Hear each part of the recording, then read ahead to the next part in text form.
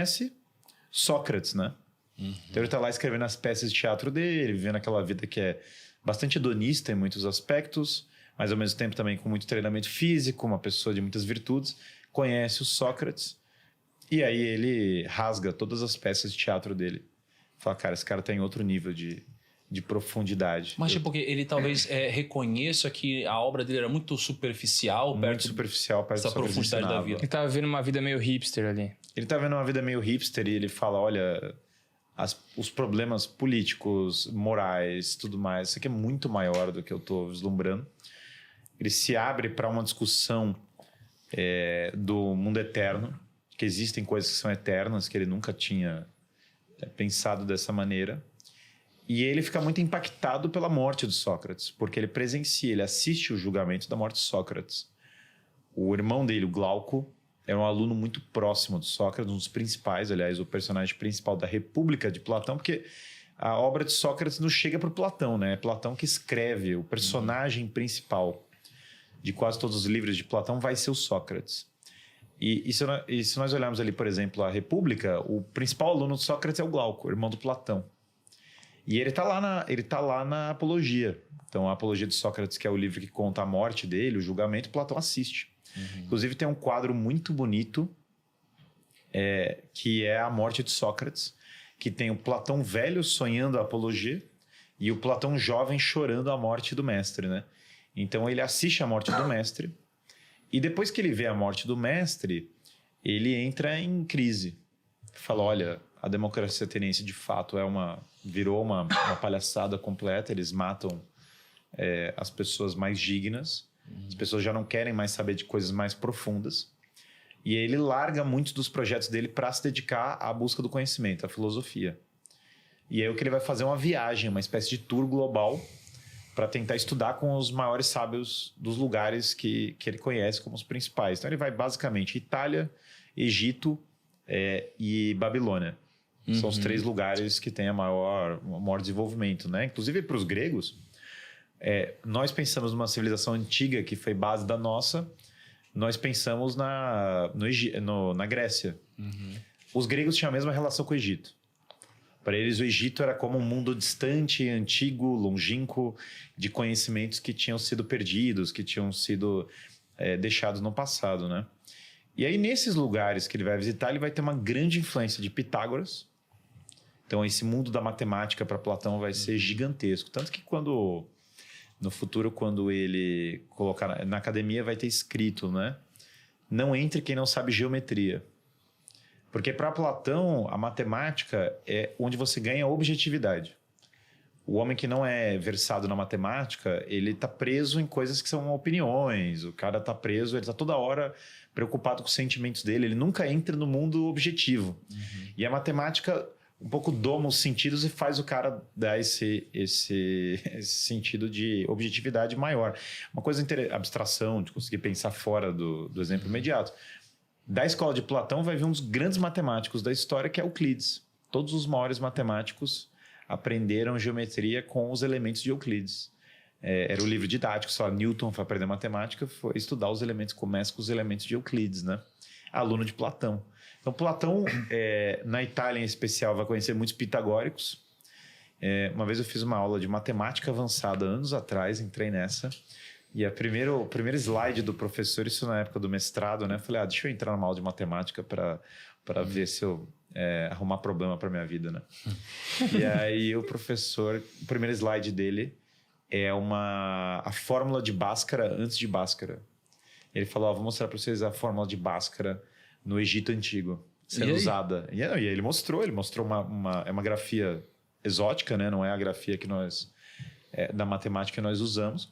Mas, de fato, o engenheiro egípcio tinha feito uma versão dele da fórmula de Bhaskara para entregar a obra. E funcionou. Então, é muito natural supor que Platão, nessa viagem do Egito, conheceu grandes matemáticos que passaram uma matemática mais avançada do que nós imaginamos para o período. Isso é bastante natural. E existe uma teoria muito forte que não tem comprovação de que Platão poderia ter conhecido os seguidores Os mais afeitos da teoria chegam a falar até, eventualmente, o próprio, mas aí tem um problema de datas, possivelmente os seguidores do profeta Elias. Porque Platão é mais ou menos contemporâneo de Elias. E ele passa pela Babilônia numa época que houve cativeiro dos seguidores de Elias passando por aquele período, né? Que é a época de Jezebel e tal. Então existem alguns teóricos, até porque vêm semelhanças do cristianismo com o platonismo, e existem razoáveis semelhanças, existem diferenças, mas existem razoáveis semelhanças, tanto que esse casamento histórico vai ser muito grande, que falam que Platão teria sido influenciado pelos seguidores de Elias. Não é impossível, as datas casam, é uma possibilidade. Fato é que ele volta dessa viagem, desse tour, né? Um mestre em matemática, mestre em vários filósofos antigos. Parmênides, ele aprende muito. A escola de Parmênides era na Itália. Os Eleatas é uma escola italiana. Embora a gente fale Itália, mas entendo que muito dessa cultura italiana do período é grega. Porque o sul da Itália era todo grego, né? Inclusive o alfabeto latino, que é o que a gente usa, é derivado do grego. Os romanos, no fundo, eles pegaram até saiu. Tinham feito uma coisa muito curiosa, assim, fizeram o teste de DNA na minha família, né? E tinha uma alta porcentagem de sangue grego-macedônico, grego antigo. E é exótico, porque de onde veio? Veio da Itália, da parte italiana da família. Você pegar todo o sul da Itália, o pessoal era de origem grega, as cidades eram gregas, né? Siracusa era uma cidade na Sicília muito forte. Então, a gente fala Itália, mas entenda que é um italiano grego, né? Uma espécie de italiano grego que até altas datas, entrando na era moderna, havia uma preponderância dos gregos ali. E aí essa escola de Parmênides é muito profunda. Parmênides, de todos os filósofos pré-socráticos, talvez seja o filósofo mais profundo, né? Ele fala uma história muito curiosa de uma deusa da sabedoria que vai contar os segredos e tal. Mas Parmênides chega... as pessoas vão achar até meio ridículo quando você conta de maneira superficial, mas ele chega na conclusão de que o que é e o que não é, não é. E aí as pessoas vão rir. Isso é Parmênides. Parmênides. Vão falar, meu Deus do céu. Mas não, as pessoas não encaram dessa forma. Mais ou menos, né? O cara fica, não, deveria ser assim. Nunca é assim. Amor, é isso. Ela não fez essa escola. Não é. O cara descobriu isso, não é possível, né, que isso seja sério. Mas quando você está analisando melhor a filosofia dele, e isso Platão vai aprender muito com ele, na verdade Parmênides está começando a ser uma das primeiras pessoas a beliscar uma filosofia metafísica. Por quê? As pessoas tendem para um relativismo de falar, não, isso é a minha opinião. Não, isso aqui é o que eu acho. E o que ele acha é outra coisa. E aí a deusa do poema de Parmênides fala assim, não, os mortais acham que as opiniões existem. Só que as opiniões são ilusões. Porque as opiniões não são nem o que é e nem o que não é. Elas são uma espécie de meio do caminho.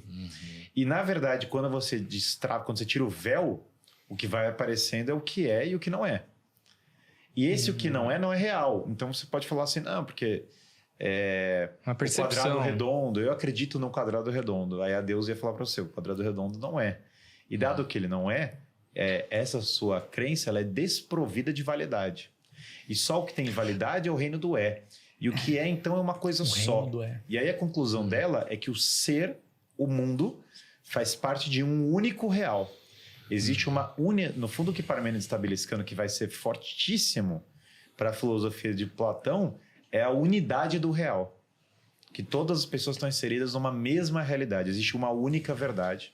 E todas as coisas apontam para essa única verdade. Isso ele aprende na Grécia, na Itália. E, aliás, uma coisa, essa única verdade já tinha uma disciplina religiosa. Parmênides, por exemplo, eles faziam jejuns ou coisas para vislumbrar essa ser único, para ter conexão com ele. Então, Platão vai aprender esse tipo de coisa.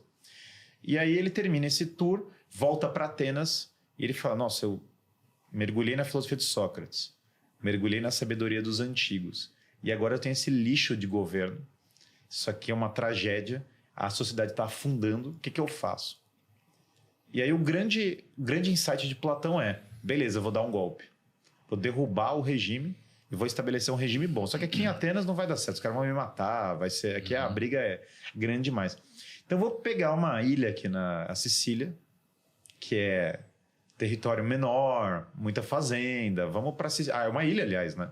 Dá pra você proteger uma ilha melhor. E ele fala, cara, vamos dar o golpe aqui na Sicília e vamos estabelecer um governo... Mesmo. Então, Platão decidiu dar um golpe ali meio que de Estado. Isso. Ele fez vários workshops. Pra Não, mas estabelecer... eu Aí queria- voltou, eu queria tipo saber, assim, porra, quanto velho. tempo ele demorou nesses workshops, assim? Tem um pouco de, tipo assim, cara, ele ficou... Porque, pô, É uma viagem... hoje de em dia, mais ou menos você uma- consegue ir da Grécia pra Itajubá em Naquela horas. época. praticamente uma década. Nossa, o cara ficou Viagem. 10 anos fazendo Tava esse a pé de workshop. sandália, irmão. Claro, novamente, ele é herdeiro, daí pra entender a vida de Platão, a gente tem que partir do ponto de vista que ele é herdeiro. O cara pegou o dinheiro e falou, Sim. cara, vamos... Ele tem tempo pra fazer essas Ele tem práticas, tempo. né? Pensa Pra fazer naquela época, intercâmbio. Pra você conseguir. Tem grana, Pra isso você- é caríssimo. Então, mas pra- Isso ser caro hoje, Sim. imagina na época. Não, mas com segurança. até a imagina. logística, tipo assim, cara, você tem que, sei lá, levar ouro pra você sobreviver durante 10 anos. Tem. Não é tipo assim, eu uso o cartão de crédito aqui de pedra. E uma coisa que é importante pra quem tá em casa entender, hoje em dia você consegue acessar o poema de Parmênides no seu celular. Na época de Platão, como que você aprendia a filosofia de Parmênides? Você Tinha que encontrar pegava e o ia cara. fisicamente até a escola Eleata Cara, e você batia na porta deles e os caras iam rir da sua cara e você ia lá suplicar, pagar, fazer o que fosse pra eles te ensinarem. Olha como a gente Aí é você- vagabundo. E aí É, você ia ter que pingar de lugar em lugar. Vagabundização. A gente é muito Não, vagabundo. mas acho que o cara. interessante é que ele falou que assim, cara, sei lá, pode ter levado uma década isso. Porque a gente quer aprender tudo muito rápido, né? A gente quer, quer comprar um curso e fica assim, nossa, tomara que tenha 2 horas isso aqui. Quer Aprender assistir o mais um rápido vídeo, possível. né? Se você tá lá, não, como fazer feijão em 30 minutos e o vídeo tem 45, você fica tipo assim, porra, caramba, velho, não vai dar, tá ligado? Não dá pra eu ficar aqui. Então, o cara ficou 10 anos, cara, se aperfeiçoando, acho que isso é muito louco. Aprendendo, né? E o raciocínio, isso, claro, essa paciência, sem dúvida, os gregos têm, acho que é um diferencial deles, do porquê desenvolver a filosofia. Como falou Hegel, né? A ave de Minerva levanta voo no entardecer, né? Você só, a sabedoria, você fica lá investindo um tempão e até aquilo dá um retorno. Quando dá, o retorno é muito grande, mas são décadas que estão lá, você investindo sem ver o resultado, né? E é uma visão de longo prazo, por definição. A vida intelectual é sempre o longo prazo. Nossa, O cara leu o primeiro dia, li 3 páginas. Nada aconteceu. Só que é isso, 10 páginas todo dia, em 10 dias já são 100. Em 20 dias o cara lê um livro de 200 páginas. E aí o que acontece é que esse cara, no longo prazo, vai ter lido uma biblioteca. E o outro cara que não tá lendo não vai tendo. Platão fez mais que isso. Foi em loco para estudar com os caras mais sábios que podia. E aí quando ele volta, a crise política... É muito natural que quem tá na vida intelectual se interesse pelo problema político. Porque o problema político impede a melhora da vida e tal. E para ele, o que impacta ele mais é o seguinte. Bom, o regime de Atenas matou o mestre dele. E o desespero dele é que a virtude é perseguida pelo governo. Então, quem é virtuoso não consegue prosperar. Então, ele pensa assim, eu não vou conseguir. Porque só pra gente lembrar, né? Porque Sócrates, o mestre dele, foi assassinado, digamos assim, injustamente, porque ele tinha uma crença diferente da que era estabelecida ali na Sócrates região, né? acreditava em um único Deus e estava formando a elite da sociedade numa visão de virtudes. E daí ele é acusado de ateísmo e corromper a juventude. Ou seja, ele estava com um pensamento que provavelmente era um pensamento mais evoluído do que existia ali. Isso. E o regime estava impedindo esse desenvolvimento. Impedindo esse desenvolvimento. Então, eles falam assim, bom, se ele fica ensinando esse monte de virtudes, os jovens vão começar a se revoltar contra o governo. E se ele ensina que só tem um único Deus, ele vai contra todos esses deuses politeístas gregos. Então, ele vai desestabilizar a religião e o governo atual. Só que o que ele fala na Apologia de Sócrates, eu ensinando virtudes, não tem como estar corrompendo os jovens, eu estou desenvolvendo eles. Então, por definição, se eu ensino um cara a dar bem a cavalo, eu não corrompi a relação dele com o cavalo. Eu ensino um cara a desenhar bem, eu não corrompi a relação dele com o desenho. E eu não tenho como ser ateu, porque eu só não fugi daqui e eu só estou aqui dando testemunho desse negócio porque eu acredito em Deus, eu acredito que eu tenho uma alma imortal e que eu preciso dar testemunho da verdade. Então, é por isso que eu não vou embora. Platão assiste isso muda a vida dele. Ele fala, na verdade, ele tem essa virada de chave tão grande quando ele vê esse episódio. E aí ele pensa, poxa, eu preciso destruir esse regime que destruiu meu mestre e transformar ele num regime de pessoas sábias e virtuosas. A obsessão dele é que quem tem que governar são os mais sábios. E aí ele fala o seguinte, mas Atenas não vai dar. A Sicília é um laboratório, é um teste, é um lugar que eu consigo ver se essas ideias vão dar certo. É um lugar que já é menos desenvolvido, já é menor. Um exemplo contemporâneo para vocês entenderem. Por exemplo, em El Salvador, o Bukele conseguiu praticamente zerar o crime. É um estado bem menor, mas você viu mudança de política pública e zerou o crime. Sim. Então, o estado menor acaba que ele é uma espécie de... Não que a Sicília é geograficamente bem maior que Atenas, né? Mas em importância, em dinheiro, população e tal. Então, no estado menor, você consegue ver as coisas Mas se elas vão dar por certo. que ele quis, assim, qual que é a motivação de você pegar? E, aliás, a Três Company, a Três Corações tem soluções para sua empresa. Olha, eu inclusive tô tomando café aqui. Ó. Eu Aqui, tô ó. toda hora Aqui, ó. tomando café Três Corações. Aqui na empresa, todos nós tomamos Três Corações, nossos colaboradores, nossos convidados. Ela está com a gente já há 4 anos. E se você também quer Três Corações na sua empresa, deixar um QR Code aqui na tela, aqui na descrição também. É um grande parceiro nosso e não é só a gente falando por falar. A gente usa, toma e adora. Já visitou a fazenda deles, várias coisas. é muito legal. Então, fica aí o nosso obrigado para Três Corações e o nosso convite para você que segue e acompanha o Primocast para que você tenha também na sua empresa, tá?